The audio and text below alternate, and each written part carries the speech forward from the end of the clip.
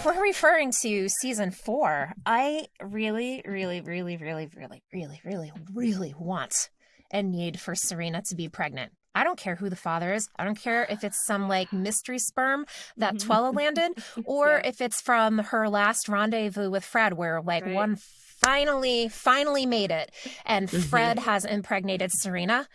I want her to be pregnant. And I don't know, like those pictures that were floating around on Twitter, I don't know what they mean. I don't know if they're going to CGI that shit. Like, we talked about that for like a minute, but that is one thing I want to see happen.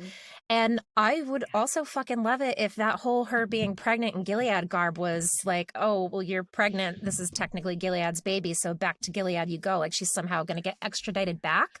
And then they're going to find that, you know, they're going to find out something about her and she's going to get purged they're going to make her a handmaid. They're going to take her baby on her. That would be the ultimate retribution. That would be the ultimate retribution for everything that she has done. But also, I could be totally fine with her just kind of going off in the sunset and being fucking happy with Twella with a baby. That would also work for me. I really love Serena's character development. Yeah, but then that doesn't work for me though. I know. I know. Well, she just I'm okay with her having a happy ever after, but not until she like has a reckoning first. Oh, like, absolutely. Agreed entirely. We're not there yet. Yes. Yeah. Eventually, she can go off into the sunset, and if it's with Swallow and she's happy, fine. But there's got to be a lot of things that happen for me to be okay with that first. Yeah. Oh, definitely. I would love. I love what you're saying about her being pregnant and getting extradited and being a handmaid. Like that would really feel good for me to watch her go through that experience and finally understand what that's like.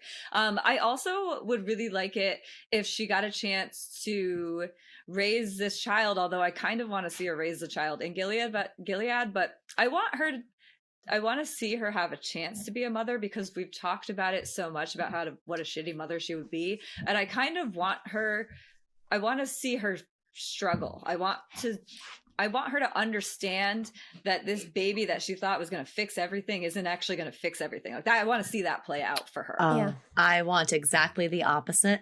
What a surprise. I totally understand where you're coming from with wanting her to like see like the trials and tribulations of motherhood, but instead I want her to have what every other pregnant handmaid has had to endure. Yeah. Having that child ripped away from her.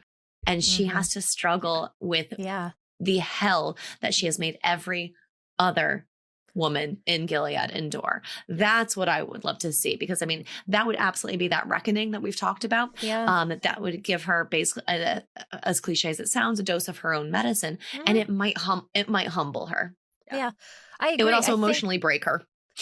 It really is her version of hell. It is, and then she gets to realize that like she visited that on millions of other families. Exactly. Like that, I think that emotional toll absolutely would do her in. So that would be cool. Do you guys remember talking about this like at the end of last season? Like we went through like was it episode 12 and then 13, which was Mayday, and we did the character arcs and shit, and we just got all into that. That was so fun. I remember us entertaining that pretty early on. So actually, I was just listening to those character arc episodes that we did at the back half of like a season 3 roundup, where we really looked at season 3 as a whole after we took like a week off, and they're great. There's a lot of interesting things in there, which I'm like surprised that I said, because I feel entirely differently now. And I'm like, who are you, Marjorie? What are you talking about? And surprise, surprise, the first episode, Roxy and I feel completely different, but we flip-flop. It's like the entire season, apparently Roxy felt one way about Serena and I felt the other way. And then after we rewatched it, I was on Roxy's side and Roxy had come over to my side and we saw all the sides. So surprise, surprise, nothing has changed. But if you really want to like in-depth rundown, there's actually 4 episodes that are just season 3 character arcs, and we cover just about everything there is to cover in season 3, and we talk a lot about season 2 as well. So check those out if you need to catch up as to what happened in season 3.